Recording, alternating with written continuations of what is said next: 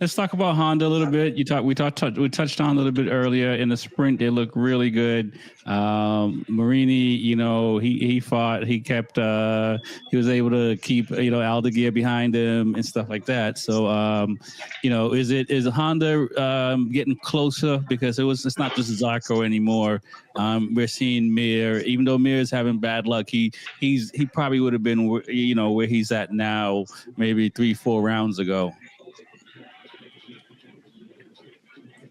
Yeah, I think their setup is getting a lot better. They're definitely making the slow steps. I'm sure that they're taking advantage of the contingencies that they have. I know that we know what they're available, what they have, but I don't know if they really talk about exactly what tracks they go through and testing all the time because they got access to pretty much everything. But they're definitely making a step in the right direction. To be competitive with Ducati and Aprilia right now and KTM, that's another challenge. Yamaha is also fighting, but Honda's working their way. And it's good to see they're finishing with 3 to 4 riders instead of 1 or 2. Right. I think Zarco was just giving his all. So he doesn't care. He'll throw the bike away, but it's just to get that data that they really need. And it seems like it's kind of working in a way. Yeah. Lewis Honda is doing well. We had 4 different manufacturers in the top 5 in the main race. So it's not just Honda, KTM, or Aprilia. That from 13 to 6th, I believe Martin did, or 4th. 13 to 4th is pretty impressive for a guy who's had 2 pretty bad rounds coming back. That, and also, if you think about it, only 3 people didn't finish the race. So it's not like 7 people crashed in front of him and he moved up 12 spots. Right. He did pick his way through. But if you look at who he picked his way through, he should have picked his way through. You see where Bastianini or where Bezzecchi is on the same bike. And, he's finishing right up at the front. He's getting podiums. He's, in the sprint. He was not on the podium, but he was still in the top 10. So this is kind of where that bike belongs. And for him to finish 4th behind Bezzecchi was really good. Again, you can start breaking into the numbers and, Morbidelli had to drop back a space. And when he dropped back a space, he lost a space. But he still did a great job, man. From where he started at the back of the pack through Q2, through Q1, not having a great start and picking his way through on a track that, again, it's a good track for the Aprilia. I can't take anything away from him. Now I hope he can build off of this. I believe Saturday was the day his bike let go. Oh yeah. Yeah. So no, I think there was 2 Aprilias that let go on Saturday, right? On Friday. On Friday. Yeah. That was the first practice. Yeah. So, again, he worked through the problems, and this is what he should be doing. Don't worry about getting on the podium. Just worry about getting to 6th, then worry about getting to 5th, then worry about getting to 4th, and just worry about being competitive and being in the top 10. Right now, that's all he needs to do. Is if he can stay in the top 10, finish out the year with strong results, and then start next year with a good base. Even though there's probably still a little bit of bad blood in the Aprilia garage, nothing fixes that faster than winning, man.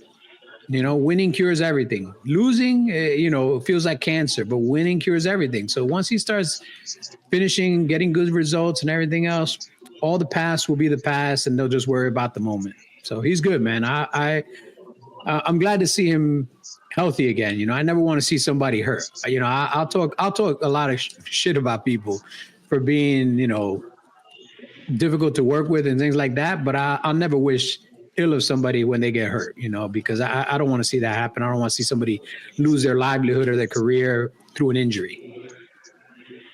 I completely agree. Let's talk about Marquez. He's others are setting the bar and he's moving the needle. It looks like he's just going to win all year at this moment. Maybe Bezzecchi, maybe Martin, maybe Morbidelli. One of these guys might be able to steal one. Is he going to win the title by Mazzano? I mean, it's looking like it. I mean, this guy's getting P1 or P2 and all across the board. Like I don't know when his last practice or qualifying where he was lower than a third place, but I think he might pull it off. And I think he's just trying to win at every single track. Just another milestone for himself. But he's looking perfect. I mean, if he has to ride around mistakes, which we know he is, you can't see it. I mean, it's just even in the GP race, he had a little incident in turn one, and I was like, "Oh, this is gonna be good." Now Mark's like down back like 4 places, but you know, he just did what he had to do, made it look easy, and you know, picked his way through. And it's just, I mean, it's just, I think he's gonna. If you don't win it by Mazzano, it's gonna be a race out. So for sure. Yeah. I would say Marquez is doing what Bagnaia did last year with managing the time. He's not racing to be the Marc Marquez of before his injury. He's just doing math on people. What are your thoughts, Louis? He's also. Oh, go ahead, TJ. Yeah, go ahead, TJ. Oh, sorry, I don't want. I was gonna say he's also about to pull off like the highest points in history. I mean, with the sprint and GP combined. Like, who's gonna top that? Like this man's pulling off an incredible season. Yeah, two closest people to him, they ain't scoring points like that to keep up. Nah, I mean, I think I sent the results the other day. He hasn't lost a race or a sprint since May. Yeah, we're about to go into September. 13 sprint races and 10 GPs. We're going into September. My man has not lost a race in Q2 or Q3 of this year. That's ridiculous, you know. Like that's playing the video game on easy mode. You know, it's crazy. And I like what I'm hearing from the other riders, where they're not just kind of showering praise on him, but they're showering realistic praise on him of why he's doing what nobody else is doing. Like, you know, they were saying a lot of guys went with the soft tire because they couldn't get the medium tire to work. And, you know, Mark went with the medium tire because he knew the tire wouldn't work at the beginning, but he knew he can keep the pace of the people with the soft tire just enough. So when his tire kicked in, he knew their tires were going to start to drop off, and he still had enough time left in the race, knowing from the practices how long it takes for the medium tire to kick in for him to be able to come back and pass. So all he had to do was manage the time between himself and first place for the first half of the race. And as long as it didn't get over a certain amount of seconds, when his tire got up to temperature, he knew he could go. Right. That's just playing the game at another level, man. You know, everybody else is just trying to make turn one. Yeah, and I'd have to say he's probably still a few levels up if he needs to. He's still got more in the bag. If somebody get past phase one. The fact that on the last lap he put the fastest lap of the race, I think, in the last lap was just like, oh, by the way, just in case you guys didn't realize it, I had another second on everybody that I could just pull out of my ass whenever I wanted. I pulled it out in the last lap because I knew I could, and I still wouldn't crash. Like that's just another level of domination. That's just letting everybody know, hey, you guys need to step up. You think you're here, but you're not here. But let's see if you can carry this over to the next couple of rounds. You know, maybe there's some bikes like, you know, if you think about it, when we first got to Europe, Yamaha was looking really good. And then we got to the faster tracks and Yamaha's not looking so good anymore. And now we're going back to some flowy tracks where Yamaha might look good again, but now Honda might start to struggle. Even though Honda has introduced supposedly a lot of new parts to the factory team, they might start to struggle. Or KTM might start to struggle because they've been setting up their bikes for these faster tracks, and now we go back to the flowy tracks. So again, this is the ebbs and flows of the season, but the only person that's staying consistent is one Marc Marquez. He just finds a way with the tools he has at every track he goes to get his bike to work. Yes, he does. Let's talk about Alex Marquez and Pecco Bagnaia, number 2 and number 3 in the championship. You know, they're you know, Alex got a little bit of Morbidelli juice because he's starting to make foolish mistakes and getting in any sport, you don't want to lose. You don't want to lose because of penalties. You don't want to give up something because of penalties. And these guys are really shooting themselves in the foot. Granted, Marquez was probably going to beat them anyway, but they're just making the hill a little bit harder to climb. What are your thoughts on these two guys? You think they can still stay 1 and 2? Where we got Bez come in, and I think Aldeguer's up there as well. What are your thoughts on their performance? Well, not as much as they were at the beginning of the season. I mean, it's just how it's gonna happen. I mean, they're gonna finish the season exactly the same way. I mean, I didn't expect Alex to be on such a high going into this year. I'm surprised that he is number 2. I mean, he's on a great bike, and his brother is amazing. But to him to be second in the championship, I expect maybe Pecco. But yeah, I hope he can cut out the foolish mistakes. As far as Pecco, like seeing him give up in a race and complaining all the time, like. That's like, these are mistakes that you can't make. Like, he's not even, trying to crash, not trying to crash just to figure it out. It's just like he's trying to scare. But yeah, I think Bezzecchi is about to come up in. I got to check what the point standings are. Like, how far Bezzecchi's 4th in the championship. Acosta is 5th. Aldeguer is 8th. I thought he was closer, but you got Morbidelli and Digia 6th and 7th right now. So I don't, if Bagnaia is the way he's going, it's going to be tough. Yeah, I mean, I think Bezzecchi is going to catch Bagnaia. Bagnaia has only been on the podium maybe a handful of times this year. I think Bezzecchi is right up there with him, or even more. Yeah. And the pace he's going, I mean, I'm sure he's going to want to at least finish 3rd in the championship. That'll be really good for Aprilia. Interesting stat, TJ. Bagnaia and Alex won 1 race and 7 podiums each. I do see that. Yeah. Just one has been more consistent to the front than the other. Yeah, the 3rd place over second place. Well, that's the points discrepancy. Bezecchi's right behind on 1 race and 5 podiums. So I feel like he's got more to give by the end of this season. I feel like he's going to be up there at least 3-4 more times. We're talking about Bezzecchi, so we'll see if hopefully Alex can get his act together. No long lap penalties or no penalties, and I don't know, Pecco just, I don't know, he's just been in the fire all year, so he can't get himself cool. Yeah. What are your thoughts, Lewis, on those two? Are they just going to keep giving up points to everyone else?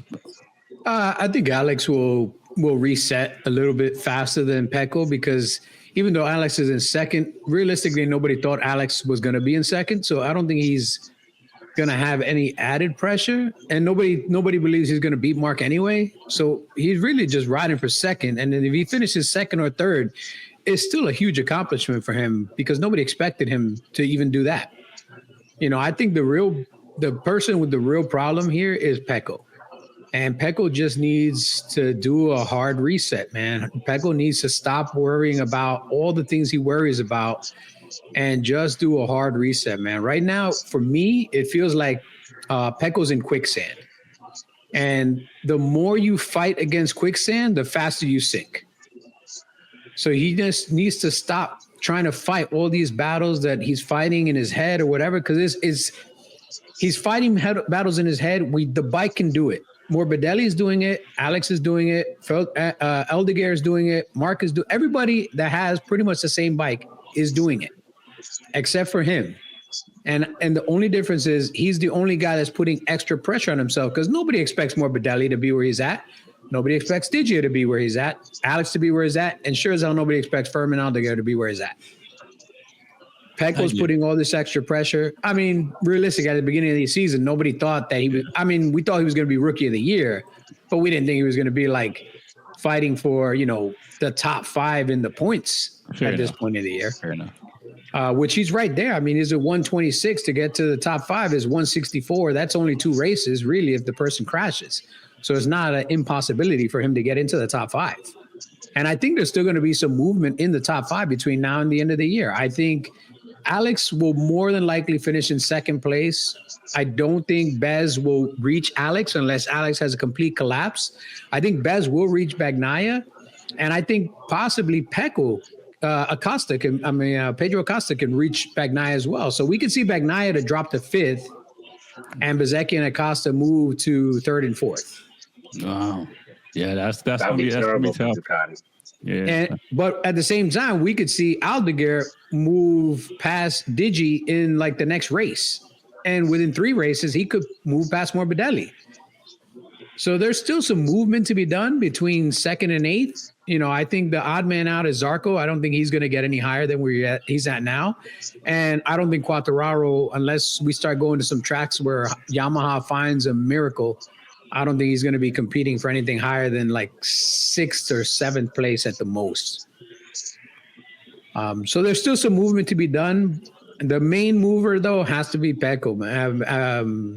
Bagnaia has to, I don't know, man, get out of his head, stop fighting the quicksand, go with the flow, and just ride the bike, man. Enjoy riding the bike again. Find your joy, find your love of riding motorcycles, of racing. Right. And go out there and just put it on there, you know. Beat Morbidelli, beat Gian Antonio, beat Pecco. Don't worry about Mark. Don't worry about Alex. Don't worry about the top 3. Just beat the guys in front of you. Just can stay in that top 5, man. I know he said he's not here for the race for 4th and 5th place. Right now, he's wishing he could get 4th or 5th place. Yeah. If he can hold off on that 3rd place, I mean, that would be a good accomplishment for what he's been going through. Right. For sure. And I wonder, like, he probably could, and it's probably the mental part of it that's probably having him dropping a few positions back. He probably could fight for 3rd and 4th realistically. But as you guys are saying, I can't put myself in his shoes as far as, being world champion or double world champion. But there's a little bit of ego that goes into that. There's a little bit of, you got to keep going and you're taking things a little bit too serious and stuff like that. And like you said, Lewis, sometimes you just have to get back to having fun and find a way to start having fun again, because that usually fixes everything in life. When you start having a little bit of fun. And, he did just, get married and, a lot of life changes thing. You got, the current Valentino Rossi as your teammate. So, I mean, regardless, that has to put some pressure on you. Even though you got 2 titles, this dude still got 8. So what are you going to say? What are you going to do?